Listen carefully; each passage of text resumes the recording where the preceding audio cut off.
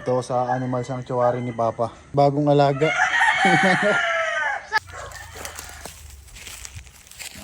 Ano yun? Pagkuha ng ano dito talaga, tinutumba na lang.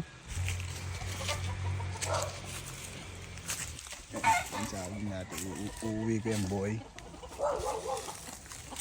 Yung pagtumba niyan, dandahan lang. Kaso pinatay doon ni Talia yung 17 niya na manok.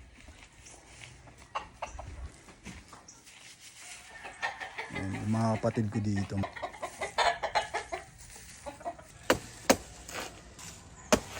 Baka maano yung manok ha? Ang dami niyan. Paano ko kakainin yan? Bigyan mo na lang sila ate.